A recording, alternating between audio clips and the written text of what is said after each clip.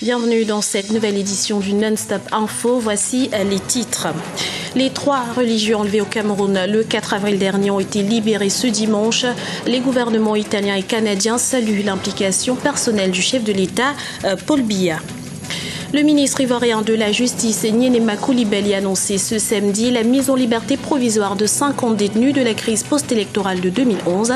Un geste qui s'inscrit dans le cadre d'une reprise du dialogue avec le Front populaire ivoirien. Et puis, au Mali, les organisations de la société civile veulent optimiser la lutte contre la mauvaise gestion des fonds publics.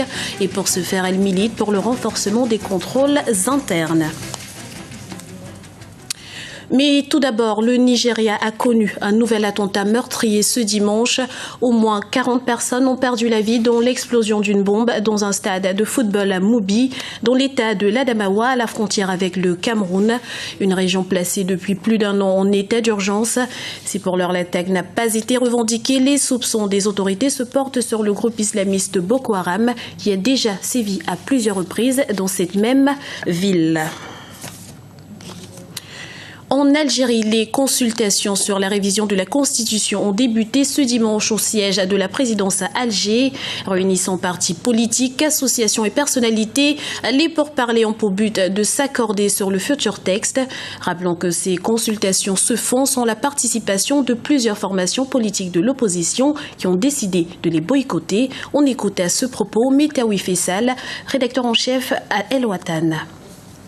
Les consultations autour de la nouvelle constitution ont commencé, dirigées par Ahmed Yahia, directeur de cabinet à la présidence de la République, ancien chef du gouvernement.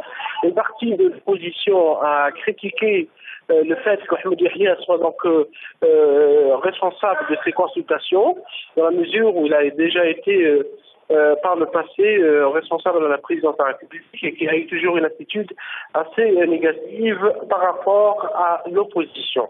Une autre partie de l'opposition qui prépare une conférence nationale le 10 juin prochain, une conférence sur la transition démocratique, puisque ces partis politiques, ils sont une douzaine, estiment que cette nouvelle révision de la Constitution ne doit pas régler une crise politique en Algérie. Ces partis appellent à une transition démocratique et également à un changement politique pacifique à travers une constituante. Côté gouvernement, on estime que le projet de la révision constitutionnelle doit être consensuel. C'est un peu l'appel du président Bouteflika.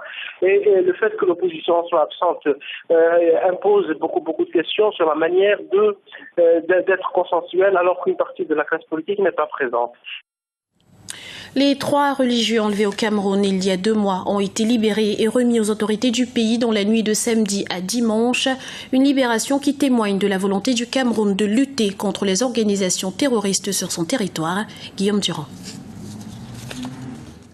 Ils avaient été kidnappés dans la nuit du 4 au 5 avril 2014 dans leur paroisse de Tcher, à une vingtaine de kilomètres de Maroua, capitale de la province de l'extrême nord. 2 prêtres italiens et une religieuse canadienne ont été libérés après 2 mois de captivité.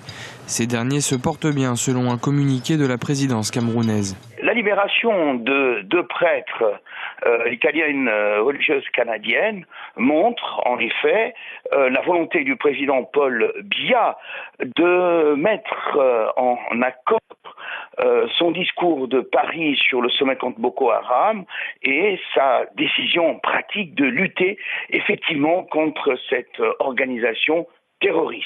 Si aucune revendication de cette prise d'otage n'a été enregistrée, les services de sécurité camerounais l'attribuent à Boko Haram. Le groupe islamiste terroriste nigérian avait en effet déjà enlevé un prêtre et une famille française en 2013 avant de les relâcher. Cette libération témoigne en tout cas de la volonté camerounaise de lutter contre ce type d'organisation.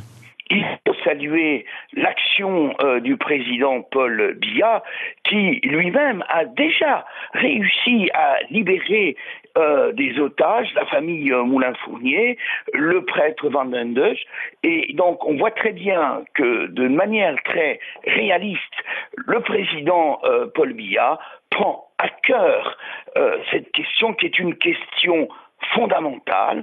Il a reçu le président Idriss Déby Itno pour mettre en place une plateforme pratique. Le Cameroun a par ailleurs déployé 1 millier de soldats à la frontière avec le Nigeria pour faire face à la menace Boko Haram. Les forces de sécurité auraient tué une quarantaine de combattants islamistes lors de récents affrontements, selon les médias camerounais. La justice ivoirienne a accordé ce samedi 31 mai la liberté provisoire à 50 détenus proches de l'ancien président Laurent Gbagbo, un geste présenté comme un signe d'apaisement en direction des partisans de l'ancien président. Pour autant, le FPI hésite encore à lever le boycott qui pèse sur le recensement de la population. Diarandjaye. Où en est le dialogue politique en Côte d'Ivoire? La reprise du dialogue avait suscité beaucoup d'espoir entre pouvoir et opposition. Autre geste présenté comme un signe d'apaisement en direction des partisans de l'ancien président Laurent Gbagbo, la libération provisoire ce samedi 31 mai de 50 détenus de la crise post-électorale de 2011. Cette mesure s'inscrivant dans le cadre d'une reprise du dialogue avec le Front populaire ivoirien n'empêche pas le parti d'opposition de camper sur ses positions quant au boycott du recensement de la population. Quelle lecture politique doit-on comprendre face à l'attitude du FPI? Le parti estime que les concessions du gouvernement sont insuffisantes. La seconde, le parti revendique une certaine souveraineté et autonomie qu'il refuse de donner l'impression qu'il agit sous instruction ou à la demande du gouvernement et donc se donne le temps d'aller à son rythme et selon son agenda. Bien entendu, il y a d'autres aussi qui sont totalement dans une phase radicale en se disant il faut tenir le bon bout, jouer les durs et puis au-delà des 150, exiger que Simone Gbagbo, Laurent Gbagbo, Blé Goudé et tous les autres détenus soient en même temps libérés et que tous les comptes soient dégélés. Cet appel au boycott n'est pas de l'avis de toute la population, comme nous l'explique Henriette Lagou, femme politique et présidente du Parti Renouveau pour la Paix et la Concorde, le RPCP. On n'a pas besoin de boycotter un recensement. Moi, en tant qu'homme politique, que femme politique, je voudrais bien vous dire, madame, nous sommes 28 millions d'habitants en Côte d'Ivoire, c'est le recensement qui me permettra de dire ça. Alors si on ne recense pas les populations, comment pouvons-nous amener des actions de développement?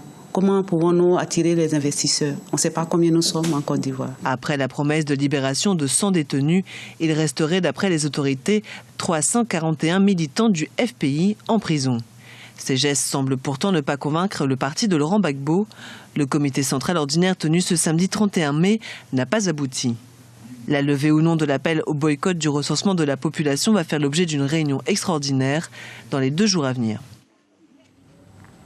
Chaque année au Mali, plusieurs services et organisations de la société civile émettent des rapports sur la gestion des fonds publics, des recommandations qui ne produisent pas l'effet escompté du fait notamment de la lenteur de traitement des documents en question.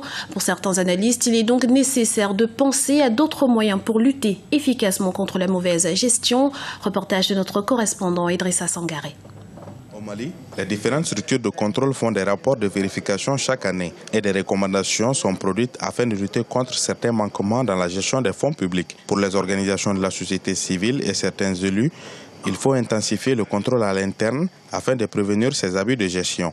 Les vérifications, c'est bon, mais souvent les rapports tardent à se réaliser. Il n'y a pas de suivi pour les rapports.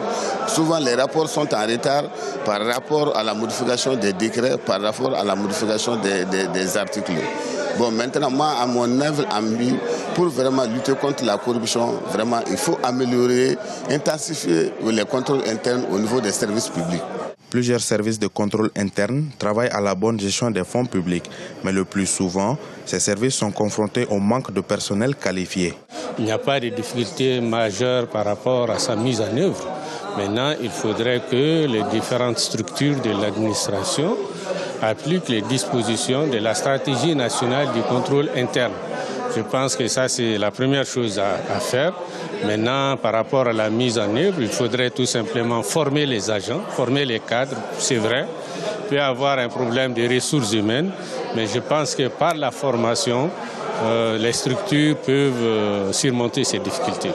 Afin de prévenir les abus et mieux contrôler les services financiers, une loi a été votée en mai 2014 par l'Assemblée nationale afin de poser des restrictions aux responsables, mais aussi renforcer les agents de contrôle pour une lutte efficace contre la corruption et la délinquance financière. C'était le journal de la rédaction. Nous vous remercions pour votre fidélité. Dans un instant, une nouvelle édition du Non-Stop Info sur Africa 24.